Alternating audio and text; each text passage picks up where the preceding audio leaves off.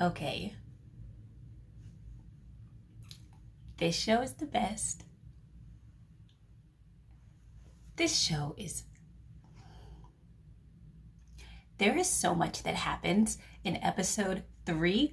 Somehow she fit an entire 16 episodes in one episode of TV. One 60-minute episode of TV. It's not even like it was 45 minutes or an hour and a half or something like that. This episode was... She's the queen. That's all you need to know. If you are thinking of watching Penthouse and you don't think it'll be good, get to episode 3. That's all you need to do, and you will be watching this show. Okay, episode 3. Episode 2 left off with, let's see, how did it leave off? Oh, the kids who got into the high school. So the rich kids all got in. The 2 who sang the best, one of them got in, one of them didn't get in. The poor one didn't get in. The orphan who was pretending to be the college tutor got in. The high school kids kidnapped her, threw a bunch of champagne on her, locked her in a car with some cake, and videotaped it and took pictures and stuff of her in there. They did that with a purpose. They weren't just doing that to chuckle about it later. They released these videos to the school on the school's Facebook style portal website so that everyone thinks this girl, Min Sala, is a person who drinks a lot and parties a lot all by herself. She's just an alcoholic. She should not be allowed in the school.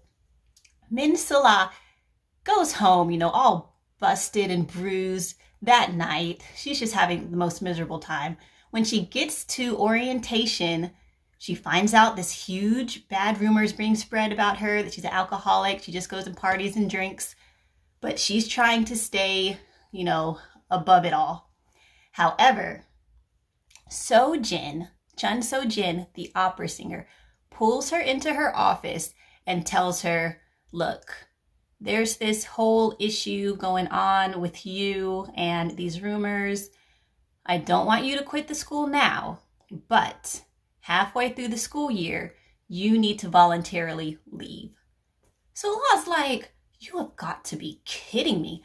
I just withstood all this crap from your kids. I got into this school on my own. They're spreading all these rumors about me, and you want me to quit? She doesn't say it like that, of course. She's very polite about it. However, Seo-jin's like, yeah, you need to quit. You cannot stay here. Look at you. You're low class and dirty. She actually did say that. So Min Sula is like, all right, well, I'll just go ahead and release this videotape I have of you and Dante, who's in the penthouse. If you don't want this videotape released, then you know what's good for you. I'm graduating from this high school. Seo-jin's like,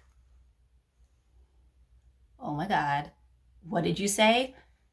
She goes back to Dante, tells Dante, this chick has a recording of us together. I don't know how she knows, but she knows. Dante he says he'll try to handle it, but Min Sala is no punk. She not only has this videotape recording of Dante and Seo-jin, she also has the videotape recording of these high school kids bullying her, telling her she'll never get into the high school, that she's nothing. All that stuff they did when she was at the car and they were pouring all this champagne over her, she has that recorded as well, only audio. She releases it to all the parents of the kids. All the rich parents get together who are in Hera Palace. They get their kids together. The parents are like, what is this? The kids are just quiet. They know, though, the parents are like, okay, I know that Ju Suk-kyung must have thought up the idea. Ju Suk-hoon carried out the idea. All the other kids went along with it. The only parent that wants everyone to apologize is Shim Su-ryeon. She's the only one. All the other parents are like, no, we can't apologize. If we apologize, that means we publicly say that our kids were in the wrong. They can never get into Seoul University music program if they apologize. We're sweeping this under the rug. And, all good reasons, that makes sense. I mean, it would be better if you publicly apologized, and that meant that you could get into Seoul University, but it's the opposite way. So So-yeon is just super upset about it. She doesn't say anything about it, but it's kind of evident that she does not like these people. So the parents try to put it under the rug. Dante says he's gonna call Sul-ah to Hera's palace and talk to her about it. He calls her to Hera Palace. She goes to the penthouse suite. Suddenly, she wakes up in a boiler room, duct taped to a chair. And Dante and So-jin are sitting in front of her like they're Mr. and Mrs. Smith. Just, so you have a tape, huh, of us? Oh my God, I love it so much. Sola's like, are y'all seriously doing this right now? And they're like, yes, we're doing this. Duct tape her mouth and just leave her there. Dante goes up to the other parents and is like, yeah, so we have her duct tape down in the boiler room, or, you know, wherever the boiler room is. He's like, we have her duct tape there. The other parents are just like, what, really? Okay, so we're doing this. They don't all look like they're into it, but it looks like they just don't want to go against Dante, and it's good for their kids. So they're just kind of like, all right, Dante, doing your crazy stuff once again. Shim Su-ryeon is not there. She's been sick, so she's off in bed. However, her storyline is even crazier. Yes. Shim Su-ryeon, her name is just a tongue twister for me. Shim Su-ryeon has been going to see her daughter who's in a coma. She finds out because someone slips a bloody note through the door. She finds out this is not your kid. The note says, Dante's been lying to you. She's not your kid. Shim Su-ryeon's like, what? She gets a DNA test right away. Finds out that's not her kid.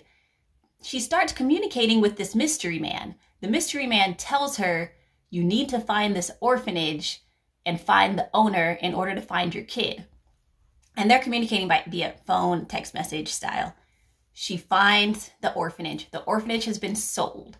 So she gets a detective and tells him, look, I'll pay you 3 times this amount of money if you find this person before close of the day today, before sundown. The dude finds him. He's rich now. The dude that sold the orphanage. He owns a indoor golfing ring, shooting ring thing in Gangnam. So, you know, super money. So-yeon's like, I know you got all this money illegally. Somebody paid you off. You're going to tell me where all these kids went, or I'm exposing this whole situation. He gives her all the information about all the kids in the orphanage. She starts looking through all this information for these kids in the orphanage. But now it's definitely alluded to that Sola is her kid, and Sola is currently chained in the boiler room of Hera's palace. That is that storyline. The last storyline of this episode is with Oh Yoon-hee and her daughter Berona, who's the best. Berona is going absolute psycho since she did not get into this school. She goes to Hera Palace. She destroys So-jin and her daughter's congratulations kind of party. She just starts wrecking stuff. Goes to the police station because they arrest her for doing that, as they should.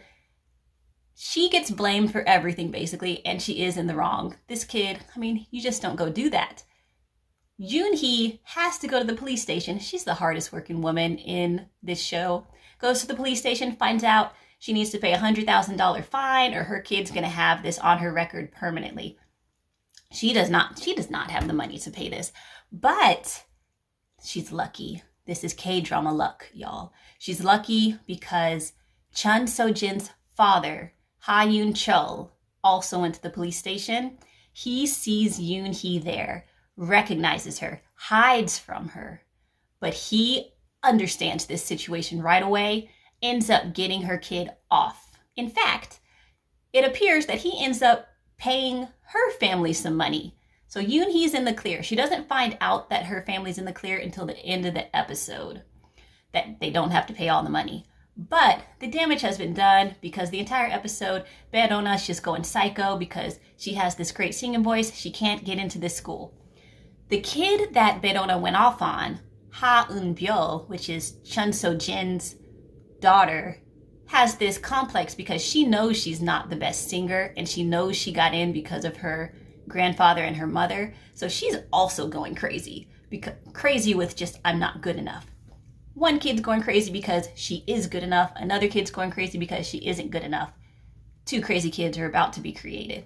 Berona's like trying to scratch her vocal cords out of her throat and all kinds of nonsense craziness. Yoon-hee has to try to handle this. She is just having a hard time. She goes to Han River, takes a bottle of soju to the head, starts chugging it, and looks at the fireworks going off in the distance. The fireworks are for Hera Palace. The party is going on tonight for the anniversary of Hera's palace. She takes her drunk butt all the way to Hera Palace. Their security is horrible. She just goes right inside. Okay? That is not even the craziest storyline here. Let's go back to So-yeon. So So-yeon found out that this kid is not her kid, found the orphanage owner, found all that stuff out, found all the old kids, and is trying to look through it. In this whole situation, she goes to her husband's office and just starts looking through his office. She sees one of the architectural buildings he has. It might be of Hera Palace, I don't know. She sees a secret chamber in the building, opens it up, and a finger is inside.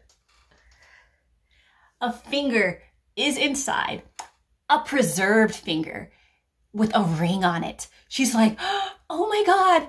She thinks back to the past of her telling Dante that she's not going to marry him. They need to call off their wedding because she's in love with another man who's in America. She went and married that other man in America. It was it doesn't seem like it was a secret marriage, but she married this other man in America. They had this wonderful life together. She was pregnant. The flashback shows him playing her a song on the piano. She's pregnant. It's almost like Kill Bill style. Suddenly, the husband gets shot in the head and falls on the piano dead. Blood is everywhere. She looks out, sees two gunmen come into their house with machine guns. They start shooting up her whole place. It's absolutely bonkers crazy. Feathers start flying everywhere. She falls to the floor, is about to pass out. Right before she passes out, she sees this man walking in, and then she passes out. This man is Dante. This man is Dante. Dante walks in there looking like a boss gangster. He orchestrated this whole thing. She wakes up. She has had a C-section. The baby's born. Dante is with her, and she's looking at the baby. Dante tells her this baby has brain damage because it was born too early, and it might be this way the whole life. She's just crumbled. He tells her, look, I still love you. Let's still get married. I have 2 kids from a previous marriage. My wife died. You know he killed her. My wife died. I want to marry you. Let's have this wonderful life together. That is the most her storyline. Good Lord. Okay, back to this palace. So now everything happens at the end. They all go to this palace. Yoon-hee's drunk self walked herself into Hera Palace. She wakes up the next day at home. She has blood all over her hands. The phone is ringing, so she answers it. The person on the other side is from the school, and the person says, congratulations, your daughter is accepted to the school because unfortunately one of the other students died. And that is what happened in the very first scene in the first episode. This is bonkers. This show is the best. Everyone has to watch it. I don't know how episode 4, 5, 6, 7, 8, 9, 10, all the way to 20 is going to go. But if it goes like this is the most entertaining show I feel like I have seen in years. This is like that Empire level entertaining. This is better than that. Everybody should watch Penthouse. I cannot glow about it enough. All the stuff that happened in this episode should have happened in a full 16 spread episode. But it all happened in just 60 minutes. I'm in awe, and I cannot wait for episode 4. All right, hopefully I'll watch it today. That's it though, so I'll catch y'all on the next episode.